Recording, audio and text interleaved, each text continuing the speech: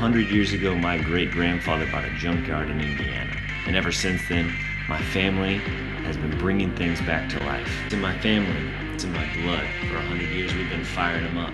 So we got this beautiful new Jeep JK Rubicon that we just picked up, and we're trying to make some upgrades on it. It's got a lot of mods and stuff already on it. Wonderful condition. I don't think it's ever been off-roaded. And one thing that it does have a little bit of a challenge with, it's got a little bit of a shimmy at 55 miles an hour. No death wobble or anything like that, but I'm not a fan of having the steering wheel do a little bit of this. So we're gonna go ahead and throw on a Teraflex steering stabilizer today. This one still has the factory steering stabilizer on it. It's got 130,000 miles, so probably time to replace this one. We'll show you how it's done. So this steering stabilizer works on JK JK and on the TJ, so you can check up the application. If you look it up on Amazon, you can select your vehicle and it'll let you know if it works. It also works on this Rubicon, which has a different front end than the rest of the JK uses. Has the 44 in the front. And inside the box you get a bunch of hardware. Depending on what model you have, you'll use some of this or all of this. You also get some cool stickers. Everybody needs more stickers. And then you get the steering stabilizer itself. So that's what we're going to be throwing on here in just a minute. They give you instructions, goes through everything, tells you what tools you need. 18mm socket or wrench, 15mm socket or wrench, 13mm socket or wrench. That's depending on the year. This is a 12, so we're going to need the 15 and the 18. Torque wrench, marker, and an X-Acto knife if you have the earlier ones, because you'd have to cut off a little bit of the plastic surround on it, but this is a 12 once again, so we're not going to be doing that. So first thing we're going to do is remove the old one. It's going to take an 18. I got the 18 ratchet wrench here. I love these things. Or you can use a socket on it if you'd like.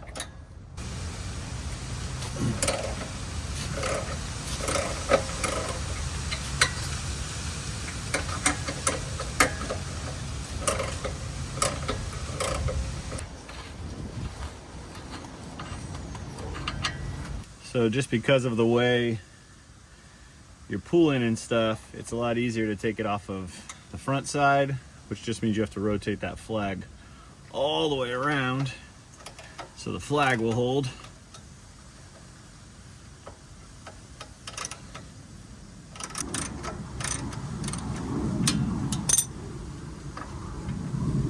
So the ratchet wrench works pretty awesome here because at least when I try to use my 1/2 inch ratchet, I can't get it with the socket and stuff on either side of this because of what you got in the way there. So the ratchet wrench makes it easy. Okay, so that one's got the flag on it. That was on the back side there.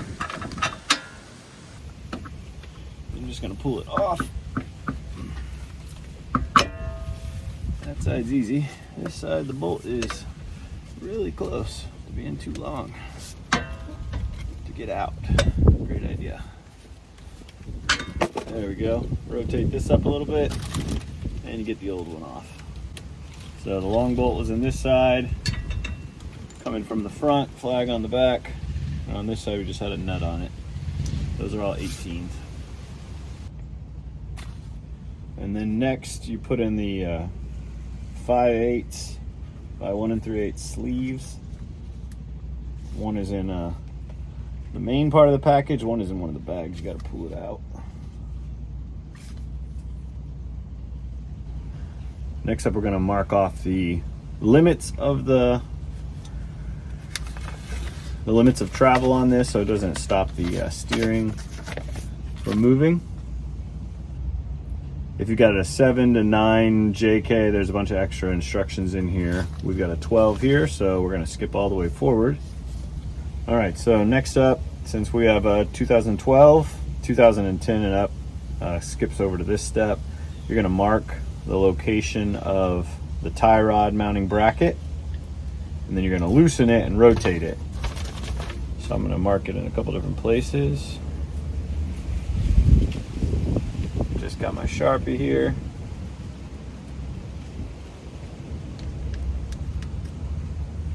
We're going to grab our 15mm socket and we're loosening the bolt on this one. So we're going to loosen this one.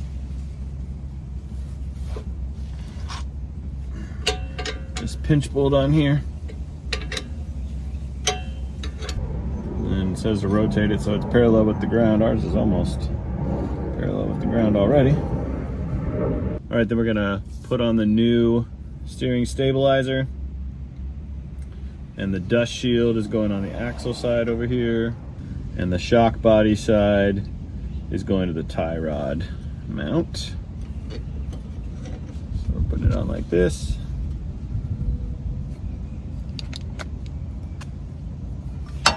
So it's going on like this, using our factory bolts.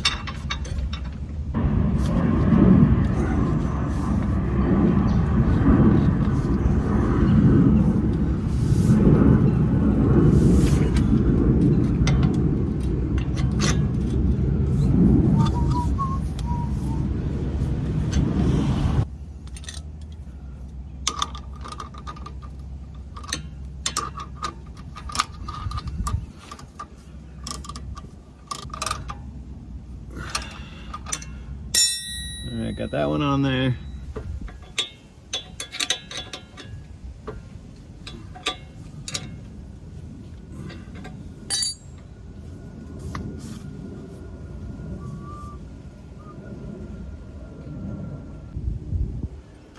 All right, then we're gonna put the nut back on the back of this one.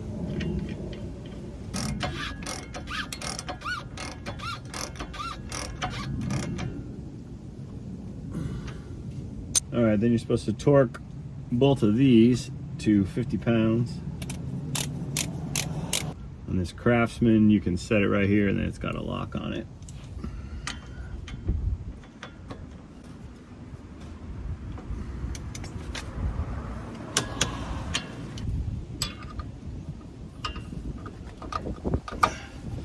I can just barely get an extension past that.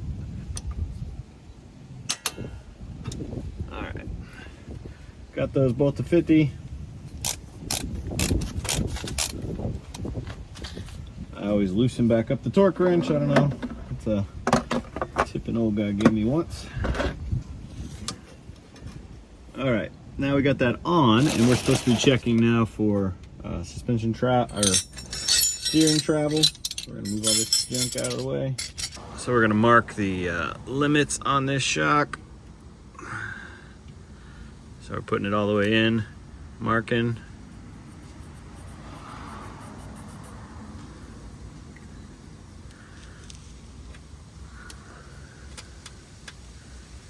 Bringing it all the way out.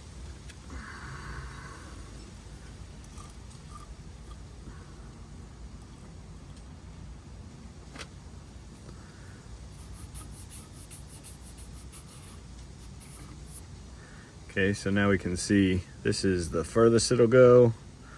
This is the furthest in it will go.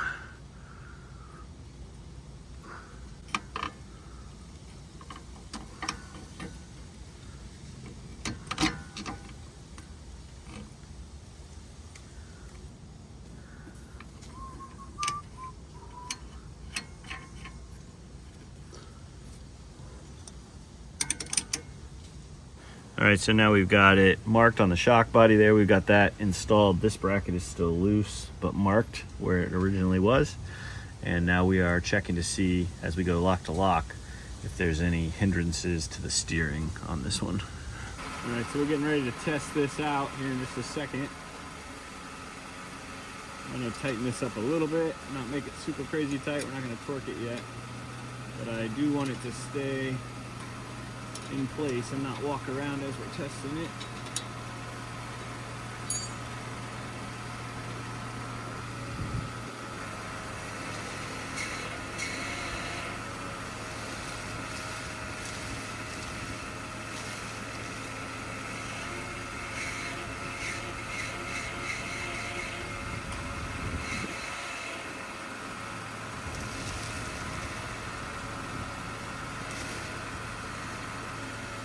So I didn't love that coming in this way we had a lot of space. Going out that way it was pretty much maxed. So I'm gonna move this over a little bit and try it again.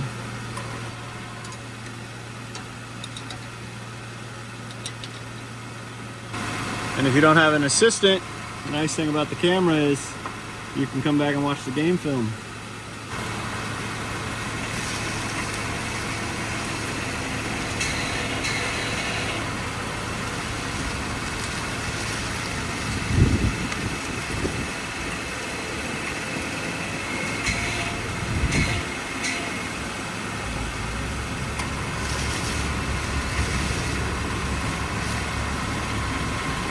All right, that looks way better. So I adjusted it on this. This is a 2012 Rubicon. Like I said, it's got the 44 front axle in it. So I ended up moving this bracket over about an inch to the left. That took us from sort of out here at the L to over here on the A. And then the first time I put it on there, I had marked on the body where the full extension was and fully turned that way I could see that line. So I didn't love that. So after we redid this, got it moved over some, and so now it comes more this way and less that way, so it's not actually out on the line anymore. So I moved it about an inch here. That is an important check before you wrap this thing up. Okay, the only thing we have left now to do is just to torque this one right here. I'm gonna torque this one to 37.